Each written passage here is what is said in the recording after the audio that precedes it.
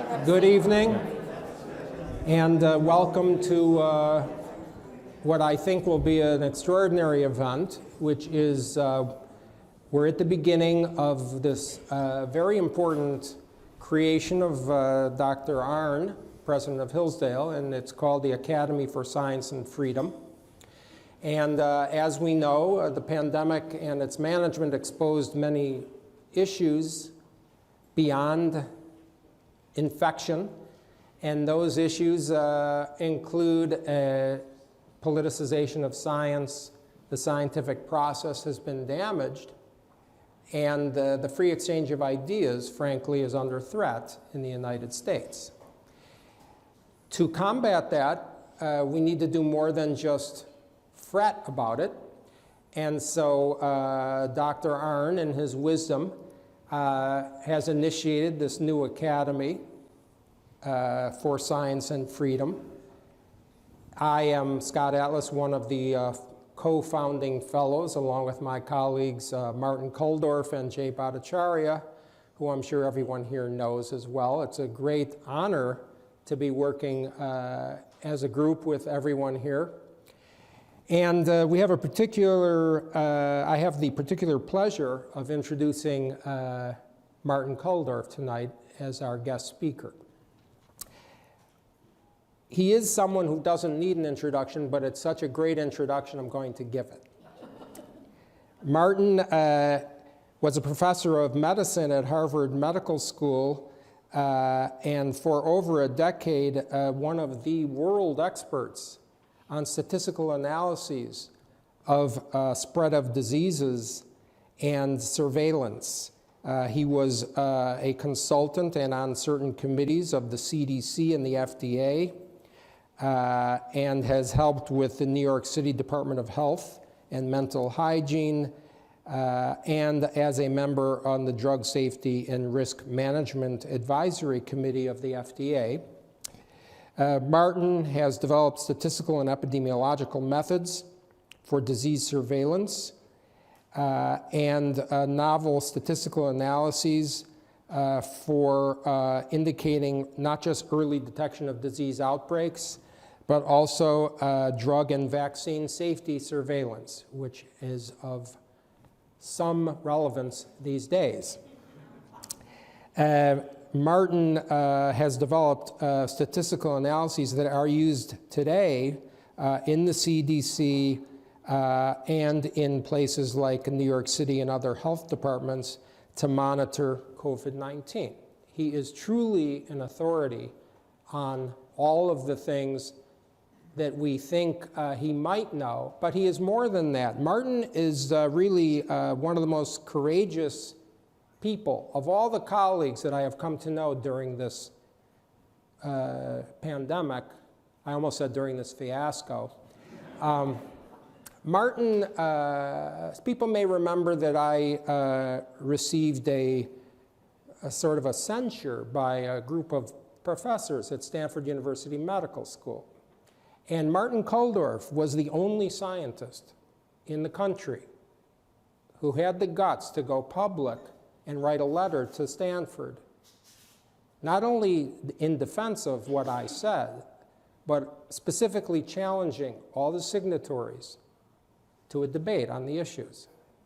Needless to say, zero accepted that challenge to debate Martin Kulldorff. So it is really a great pleasure and honor to introduce Martin as a colleague in this new institute, as a courageous and honest individual, and as a friend. Martin?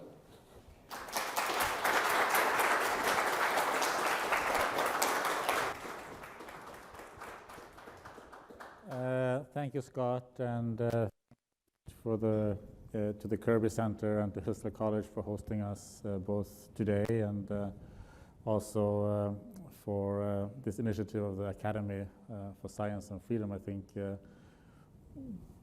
science is broken and we need to build new institutions that can help save science for the long term.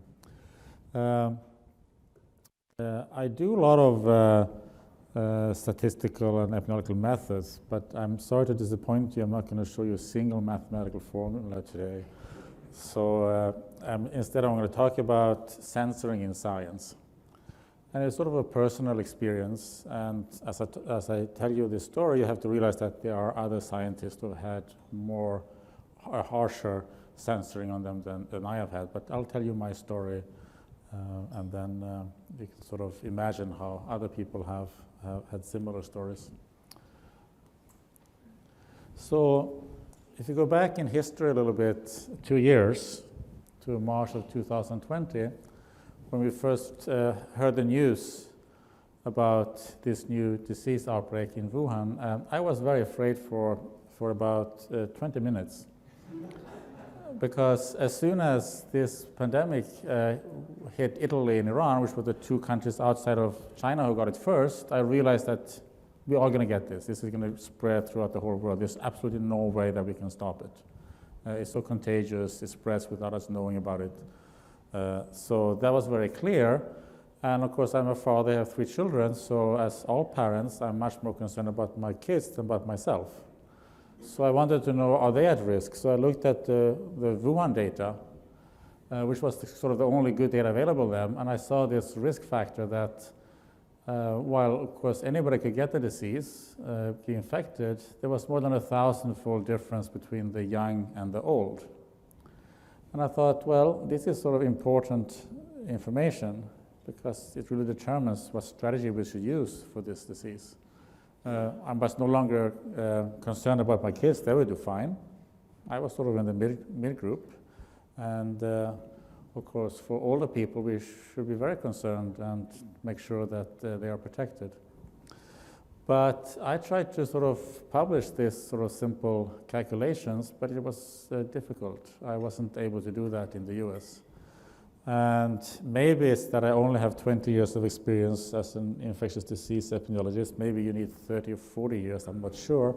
Or maybe it's because I was only a professor at Harvard University, and maybe they wanted a more prestigious place.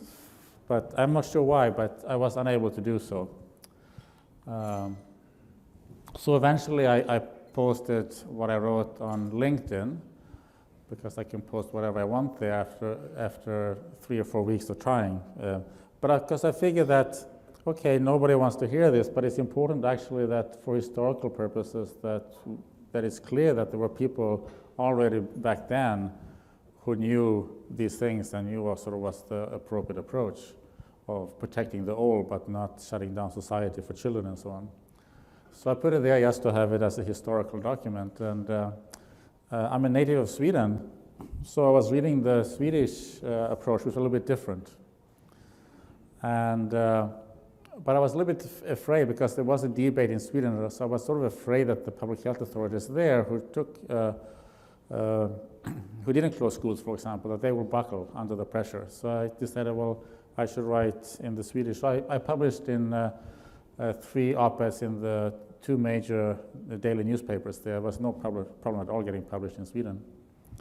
And I figured that, well, if Sweden can hold out until the summer, then everybody will see that that was the right approach, and then everybody will follow a Swedish approach, and good.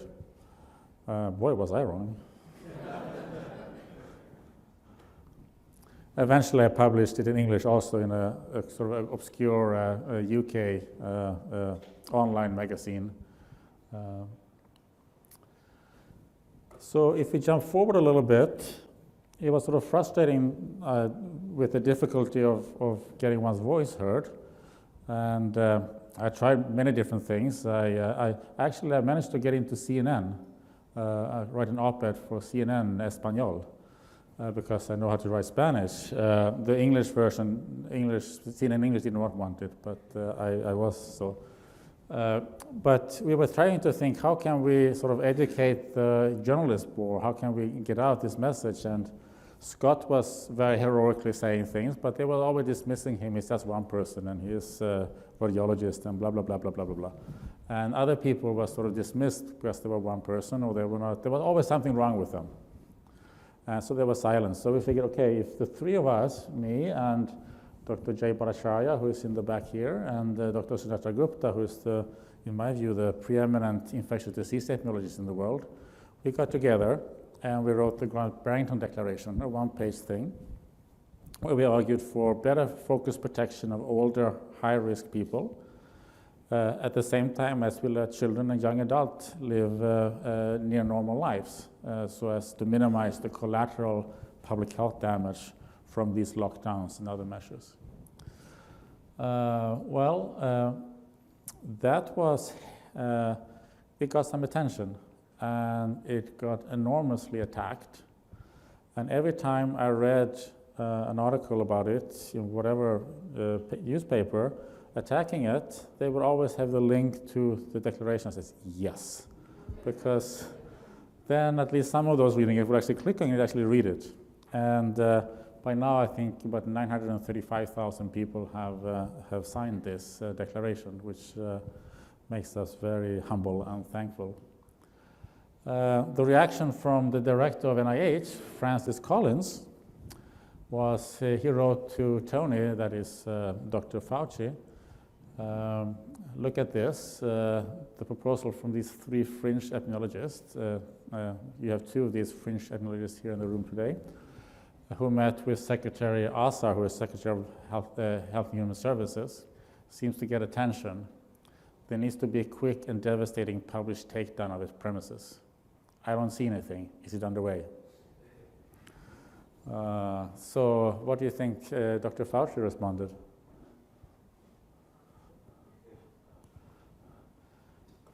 I am passing below a piece from Wired that debunks this theory. I'm sure this journalist, who is probably a very fine young man, but it's a little bit surprising that Dr. Fauci uses him as the authority on epidemiology. He's a journalist who typically covers the climate, food, and biodiversity for Wired magazine. But maybe he knows more than Dr. Fauci. I don't know about these matters. It wouldn't kind of surprise me, but here's another email a few days later, also from Dr. Fauci. He thought that we were similar to those people who denied AIDS a couple of decades ago, which is kind of strange because the purpose of the Great Barrington Declaration was to argue for better focused protection of those that are at highest risk. That was a major part of it. So why would we do that if we don't believe COVID is real? So I don't quite get the logic, but that's exactly what he wrote. So there was sort of an organized campaign against the Great Barrington Declaration with various sort of strange accusations that it was let it rip, which is the opposite. We were thought that we were like exorcism, eugenics, clowns, anti-vaxxers, that we did financial gains, even though the opposite is true. We were accused of threatening others, which none of us have done. Trumpian, libertarian, Koch-funded pseudoscientists, and that we received a free lunch when we were in Great Barrington writing this declaration. And one of these is actually true. There is such a thing as a free lunch. Actually, we get 2 free lunches there. So that was kind of nice. That was good food. Other than that, yeah. So the focus of this talk is how censoring is, both direct censoring and sort of other forms of it. So when the Great Barrington Declaration came up, at the very beginning it comes up top in the search engine of Google, but then suddenly it wasn't there. Instead, what was there was those who criticized it. And other search engines had it at the top, but not Google. And there was some sort of discussion of that, and then eventually a week or so later it came back up. So I guess, but Google always denied that they did anything. There were some issues with CDC, Twitter, Facebook, YouTube, and LinkedIn. So I'm going to just tell you what was censored.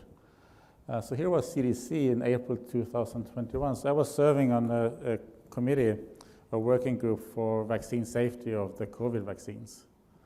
And at one point, CDC decided to make a pause on the J&J vaccine because of some issues of blood clots. And those blood clots was in young women under the age of 50. But they decided to pause the vaccine for all age groups. So it was very clear from the data, and one of the things that I spent many years on is to figure out how to, as quickly as possible, find out whether there is a problem with adverse reactions or not, using what's called sequential analysis over weekly looking at data. And it was very clear to me that there was a concern for women under 50 years, but there were absolutely no evidence, and there was actually evidence that there was no concern for those over 50. And those are the ones who really need these vaccines. The purpose is not for the young women or even young men. That wasn't the primary beneficiary of this vaccine. And the J&J vaccine is sort of important because it's a one dose, so it's good to reach hard to reach people, like people in rural areas or homeless people, where it's hard to get the second dose. So it's sort of important that. So after I sort of decided to, they weren't quite interested in my views on the matter, so I wrote a thing in The Hill, arguing against passing this vaccine for older adults, and then they removed me from the committee. And 4 days later, they lifted the pause. But then the damage was kind of made because it already had a bad reputation, and even this was during the height of the second wave, so those who didn't get it, some of those people died. So I guess I'm probably the only person who's been fired by CDC for being too pro-vaccine. Also in the spring of 2020, I wrote on Twitter, somebody was asking, do you think that young people should get vaccinated, and what about those who have had COVID already? So I said, no, thinking that everyone must be vaccinated is as scientifically flawed as thinking that nobody should. COVID vaccines are important for older, high-risk people and their caretakers, not those with prior natural infection or for children. So to me, that's sort of just basic epidemiology. Nothing strange with that. But Twitter has some people who I guess they consider themselves to be expert in this area, and they didn't like it, so they censored it so that nobody could share it or reply it or like it, which basically means that pretty much nobody will find it. Later on, they locked me out for I think about 3 weeks or so because I tweeted about masks, saying that by claiming that masks are a good protection, some older people will sort of believe that, and they will go and do things and get infected, thinking that it protects them when it doesn't. And that's not so good, so they might die because of this misinformation about the masks. But I guess that for 3 weeks I had no access to Twitter because of this tweet. Here's another one. I asked, there was an article published by Brownstone Institute by Roberto Strongman, who is an associate professor of Black Studies at the University of California, Santa Barbara. And he wrote a very interesting historical expose of how masks has been used historically, for example, to silence slaves. And he talked about Anastasia, who is a Brazilian saint, as a former slave, and that was not popular on Twitter, so that was also censored. Facebook, they took down the Great Barrington Declaration page for a week, no explanation. The offending post was that we argued that with the vaccines, which at that time has just come out, we should prioritize giving it to the older, high-risk people, and that's what caused Facebook to close it down. And there was sort of some protest against it, and therefore they picked it back up again after a week. But that was the Facebook censoring. We had YouTube. We did a roundtable in April with Governor Ron DeSantis in Florida. It was me and Dr. Scott Atlas, Dr. Jay Bhattacharya, and Dr. Snetta Gupta. And we talked, for example, about the fact that children don't need to have masks. And we argued against vaccine passports, which there was some rumbling starting about vaccine passport. And then we thought, let's try to argue against that from the very beginning before it takes off. Well, so that was removed by YouTube, which is owned by Google. LinkedIn, which is owned by Microsoft, they also censored. This was an article, this was an interview I did with Epoch Times and on the dangers of vaccine mandates. Now, they are a little bit nicer, I guess, because they only you can see this post, so I could still read my post. But nobody else could, so at least they didn't remove it from me, so that was, yeah. This was another one. I actually didn't write anything. I just reposted a LinkedIn post by a guy from Iceland, and what he did, he just cited what the Icelandic chief epidemiologist had said, which is the equivalent of the CDC director in the US. So this is the official public health authority in Iceland, but that was censored.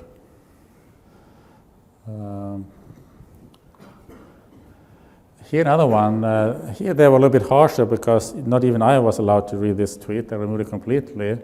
I was arguing that since the people who have recovered from COVID, they are the ones who have the best immunity, better than those who are vaccinated. So they are the ones who are least likely to spread it to others. So hospitals should hire nurses like that or doctors like that and use them for the most frail, oldest patients at the geriatric wards or the ICUs, because they're the least likely to infect these patients. Instead, the hospitals was firing them. But LinkedIn did not enjoy that post. Here's another one. We, together with Dr. Bhattacharya, we wrote a Newsweek article about how Fauci fooled America with the various things about public health. And LinkedIn took that away also. But Microsoft News, they actually republished it. So one arm of Microsoft is censoring this article because LinkedIn is owned by Microsoft, but another part of Microsoft is actually republishing it. So I shouldn't be too, I guess, upset with Microsoft here, but it's a little bit, so I guess they are maybe they should just skip it and just censor themselves, I guess, or something like that. Here's another one that Microsoft or LinkedIn didn't like. During the AIDS pandemic, we blamed the sick, we stigmatized gays, we did fear-mongering, we ignored the poor, slow with treatments, and NIAID was headed by you-know-who. And during the COVID pandemic, blamed the sick, stigmatized unvaccinated, fear-mongering, lockdowns harmed the poor the most, slow with treatments, and NIAID is directed by you-know-who. So when will we ever learn? And hopefully one day we will learn. Later on, LinkedIn actually closed down my account. And Jeffrey Tucker at Brownstone, he then wrote an article about it, which then got tweeted. So I never asked to be reinstated, but they did it automatically. So I think somebody at LinkedIn read this, what Jeffrey wrote, and reversed the decision. So this was the last post before suspension. By firing staff with natural immunity after COVID recovery, hospitals got rid of those least likely to infect others. I think this is an epidemiological fact. But that was the tweet that got me in trouble. So Twitter, LinkedIn, YouTube, Facebook, they have permanently suspended many accounts, including scientists. And I have continued to speak up, but I have self-censored myself because these are important channels of communication, so I don't want to be removed, so I'm careful with what I say. And for a while I was thinking, well, I don't really want to do that because I should be able to tell what I want, and maybe I should just forget about Twitter and LinkedIn. And I talked to a dear friend of mine who is also on the faculty at Harvard, and her family comes from Slovakia, and her family was very active against the communist regime in Czechoslovakia. Her grandfather was like one of the leading dissidents there, and she sort of told me, no. You can't just walk away. You have to use whatever they allow you to use. And then you just have to be careful how far you can go so you can keep doing it. Because otherwise you let them win. So she convinced me sort of to okay, I need to continue using these venues for communication. But censoring, it leads to self-censoring, and also it leads to self-censoring of people who are victims of this censoring because they see that somebody else is censored. Okay, I don't want to be suspended, so I better be careful with what I say. And of course, that's the purpose of authoritarians and the purpose of these things. And sometimes why they sort of kind of randomly select who they censor and what they censor, because they want people to be uncertain about what they can and cannot say. But there are things that are ways to fight censoring. I think one is through exposure, using alternative platforms, but we cannot only use that, we also have to use the ones that reach the most people. And then some jujutsu maybe can be used. So for example, when Robert Malone was removed from LinkedIn, other people were sort of complaining about it and saying that it's important that scientists can have debates, and otherwise it leads to bad public health. And so he was removed from LinkedIn. And so I wrote this Twitter thing, and I actually did a screenshot this morning. And if you can see there on the right, they're sort of suggesting other people I should follow. They think I should follow LinkedIn, which I'm not doing. They also think I should follow Robert Malone, which I would be delighted to do. The only problem is that Twitter has suspended his account also. But they still recommending I should follow him, so at least that's nice. And you notice that they removed his bio when you click on his thing, but on the advertisements for his account, the bio is still intact.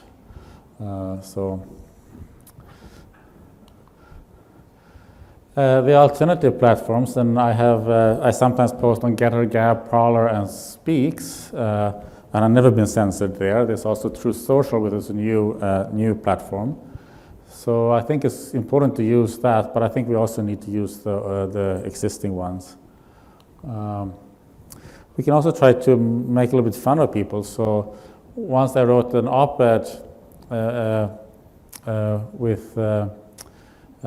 The Hill, and I didn't feel I should maybe if I posted on Twitter, they would censor me. So I said, well, Twitter doesn't allow me to vaccine scientists to freely discuss vaccines, but you can find out it on these other accounts.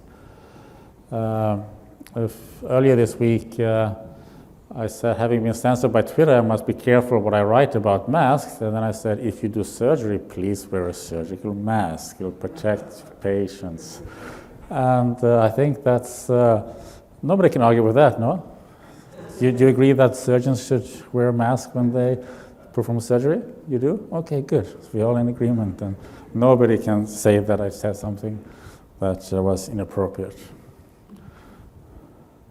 So it has been really stunning to be a scientist during these last 2 years. It's kind of been absurd. We have an NIH director, Collins, and an idea like Fauci thinking that you promote science by silencing scientists through published takedowns. It's pretty absurd. You have a geneticist and a virologist thinking they know epidemiology better than epidemiologists at Oxford, Harvard, and Stanford, and calling them instead fringe epidemiologists. We do lockdowns to protect young, low-risk members of the laptop class instead of focusing protection on older, high-risk people. This mistake led to many deaths, and many unnecessary deaths. We have people pretending to care for the global poor who favor lockdowns that has caused more harm to the poor people around the world than anything other than war and slavery. That's sort of be astonishing and absurd, in my view. People have been accusing working class people who oppose these devastating lockdowns as being right-wing extremists. They're just the one who have taken the biggest brunt of these lockdowns, and they have lived the experience of it. We had scientists signing in Lancet, a famous medical journal, publishing a petition questioning national immunity after COVID recovery, something that we have known about for almost 2,500 years, since the Athenian plague in 430 BC. It's not surprising that national immunity is strong after COVID, and that is better than the vaccine immunity. We would have been very surprised if it was anything else. We had a CDC director who believed that face masks provide better protection against COVID than vaccines. And then another CDC director who questions natural immunity after recovery. We fire people with natural immunity after COVID recovery, even though they are least likely to spread COVID to others. CDC was firing me as a pro-vaccine for being too pro-vaccine. Big tech censoring apologies to get the pandemic right, while boosting those who got it wrong as COVID experts. Sometimes people sort of said, these are the COVID experts, and there's people like who actually are not even who don't understand infectious disease epidemiology and public health at all. And then we have zero COVID, and I won't talk about that one. So what are the alternatives? Well, we have debates instead of censoring and slander. Scott mentioned that I offered to debate any of these, was it 98 or so, Stanford faculty members who wrote this letter criticizing him, and that invitation is still open.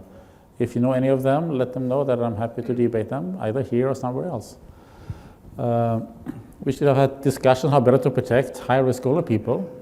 We should have much more discussion about all these lockdown harms, the collateral public health damage from these, because public health is not just one disease, it's multiple diseases. It's not just short-term, it's long-term. So those are basic principles of public health that we have to follow, and we didn't during this pandemic. And we have to trust public with honest information. Otherwise, they're never going to trust public health and science, and that's exactly what happened. There's a reason that people don't, there's a good reason why people don't trust public health and science, and I think the Academy of Science and Freedom is, one aim is to sort of restore it so that we deserve that trust again. Those were my remarks from the last 2 years, and I'd like now to invite up to the podium my colleagues, Dr. Scott Atlas, Dr. Jay Bhattacharya, and to moderate a Q&A session here, Jan Jelinek from Epoch Times.